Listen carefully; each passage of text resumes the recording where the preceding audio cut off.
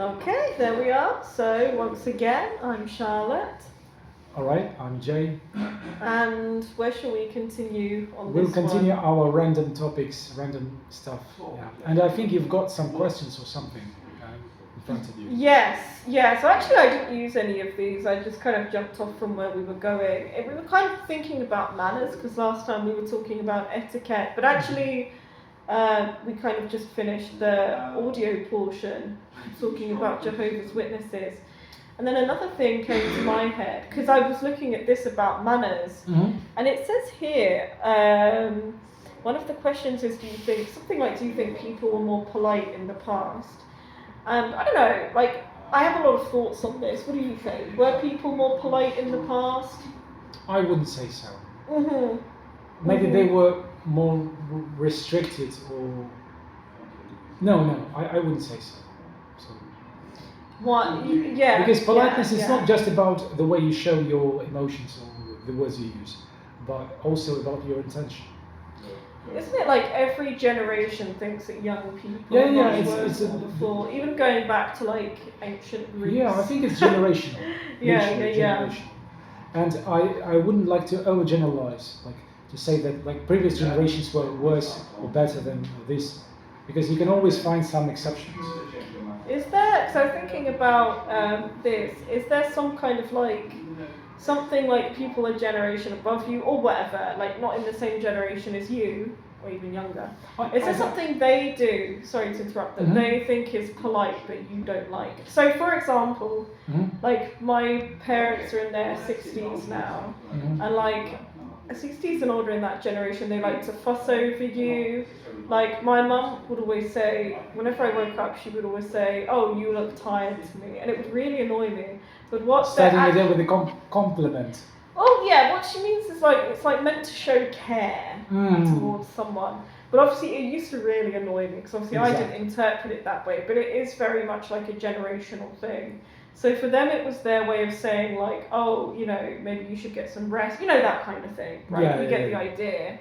I don't know. Do you have any examples of that? Something like maybe older or younger people do that like isn't like it's the same in Russia, and my mom sometimes even now she's more reserved, but she used to say such things to me like, "Oh, you look pale," or "You don't look healthy," or something like this. It was not a compliment; it was a backhanded compliment. And I hate it. I would call it passive aggressive, something passive aggressive. I don't think it's meant to be. It's but not I meant to don't be, like but it it's I try not to be offended, but I was actually offended by some comments. That reminds me of the thing here. I think it's in a lot of countries actually, but it's not in the UK. So I was actually at a friend's last night having dinner. And it wasn't yesterday, it was before, but on the way there one time, I went to the shop and I sat on like a stone slab thing outside the shop to like check directions. And this man drinking a beer walks past and he says something along the lines of like, "Oh, don't sit on that like stone, your ovaries will shrivel," or something, or like you will go infertile. It's not the first time I'd heard that. Like whenever I'd sit on the stairs near my old house, my neighbour would tell me that it's bad for my fertility if I sit on stone. And I know they mean well, but I'd be like, that's not science. That's not how biology works, I'm afraid. What do you think of stuff like that? I guess it's kind of the same. Yeah, so I will not say... Yeah, I would agree, by the way, with William... what was his name? William Hansen. Hansen, yeah. Who said something like, if you can say something, it does not mean that you should. Yeah. So if you know that it's not okay, but it doesn't mean that you should share your knowledge with the rest. So that's why I, for one, prefer not to share my opinion with other people, unless I'm asked directly. Oh yeah, because this is kind of even coming back to I think what we were discussing the other day, where it's like, So I think you kind of like we have this like I've never actually really met Russians who are like this, but like a lot of Russians like to say that Russians are more sincere. But the people who say that, again, I don't really know any of them, but I have seen online a lot of like Russians say this. But what they really are doing is doing stuff like this, I think, just like saying random crap. And but I'm so honest. It's Yeah, like, to say no, something you don't bluntly. have to say everything you think. Bluntly, yes. Yes. It's not something I care about, and it's not something I've experienced actually in real life either. But yeah, so that's the only time I've seen it manifest is in stuff like that. Then just again, like I think it's just cultural. I don't think it's about their character or something. It's just cultural. Some people are more reserved, but it doesn't mean that they're more polite or more that they're kind or something. Yeah. Like in Japan, for example, they can be extremely reserved, but at the same time they can be weird in other way. Yeah, because you were asking me why Americans think Brits are polite. I think that's how we got onto this topic. It's because of the accent, and then we discussed different accents. And by the way, while listening to William Hansen, I noticed that he has an RP accent, and he tries to stick to it, which is okay.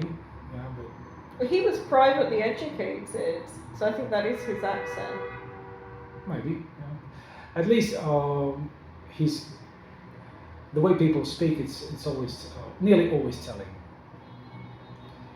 Because you can do some accent, but once you acquire some accent, it becomes natural, and you become a different person because you have to. Yeah, I think you can see footage of him when he was use very it properly. young. Yeah. You can see that he speaks the same. Yeah, he's. I don't know if we talked about this on the audio bit, but yeah, he's an etiquette coach. But with the same accent, we have a different person, Jimmy Carr, who's a stand-up comedian, and which is very interesting because he's an absolutely different person. Of course, we can call both of them stand-up comedians. Yeah, I guess it is RP. I never paid attention to that. He spoke with a very clear RP, pronouncing all. That's true. It's very different vibe. I like William Hansen. Yeah. Actually, They're different stand-up comedians. Yeah, I guess you can call him that. William will never call himself a stand-up comedian. He's doing a bit. To be fair, stand-up have to like be on the stage telling jokes. I'll give him not being a stand-up. He's a funny YouTuber.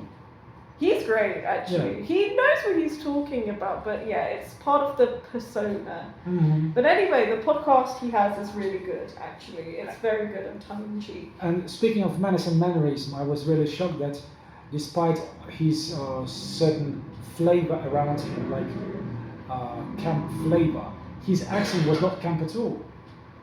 No, I was surprised. So. I think RP generally sounds camp, but maybe that's why they noticed that Jimmy Carr has So speaking of camp accents, I would say that if you watch Little Britain, you have this character, this taller guy, who speaks. Who's the press secretary, the character of the Prime Minister. He always sounds camp. He sounds camp. This is what I call sounding camp in English. While William didn't he sounds camp. He didn't sound camp. He looked camp. He behaved in a camp way, but he didn't sound camp. I pricked up my ears trying to find something camp about his accent. No. To be fair, when I was first listening to his podcast, I didn't actually realise until he mentioned his husband that he is a gay man. So no, he looks very, he just looks like a well-groomed guy. To be fair, actually, yeah. There was something else that came to my mind about that. Because I think that kind of answered the question that originally sparked all of this. You were asking why Americans think Brits are more polite. Yeah. And I think it is the reserved thing, because Brits are more reserved than Americans. And that's also why, when you mentioned Japanese people, that is kind of like what made it go off. Because, everyone like the stereotype about Japanese is that they're very like polite, reserved, like sticklers for etiquette and tradition kind of people, which generally correlates with people thinking you're polite. But I think you're right. I think it is literally just because they're far more reserved, more reserved than the British. There is a wonderful video on the YouTube channel called Oriental Pearl. I think you told me about this. And there is a video with a literally bilingual American, who has impeccable. Oh, is it this? He's not the tall guy, but a shorter one, but dark hairs.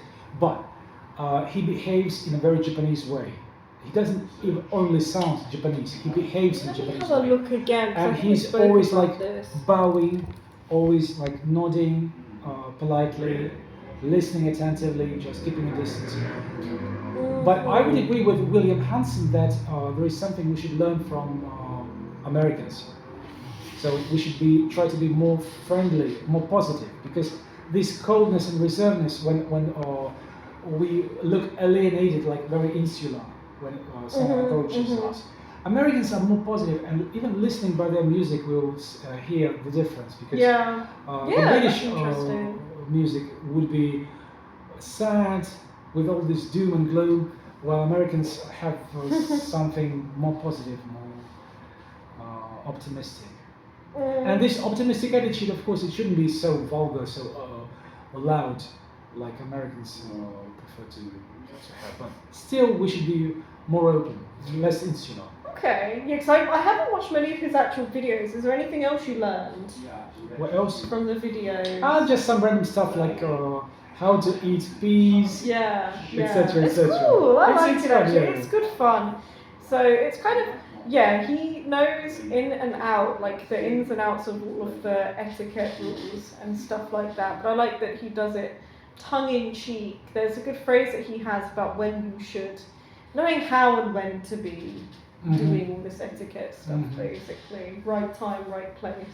So Yeah. He is the master. If you can do something, it doesn't necessarily mean you should do it. Yes, exactly. So he is the master of socializing And as well. I like his sense of humor as well, because I think he's very funny, actually. Yeah. I really like him. Yeah. So that's a free plug for him there. He's very British at the same time. Like Yes. he keeps criticizing, jokingly, of course, Americans, Australians, etc., comparing, like emphasizing his English background, etc. But Yeah, it's all tongue in cheek. Actually, if someone is interested in Britishness, he's a very good encapsulation of that. But I've been following him and his podcast co-host for years now, pretty much since I moved to Russia. And they talk about this kind of thing a lot. The podcast is called Help I Sexted My Boss. So it's a kind of comedy advice podcast. So it's very famous anyway. They don't need me to promote them. So that's my genuine recommendation for anyone who is entertained. But maybe you could share a link with our listeners and viewers Yeah, sure. on Telegram. Yeah, sure. Would you? Yeah. I recommend it to everyone, actually. I really like it. And on that note, see you then. Hopefully to see you next time. Yeah, see you next time. I don't know exactly when that will be, but sometime. Yeah, sometime later. Cheers. Bye.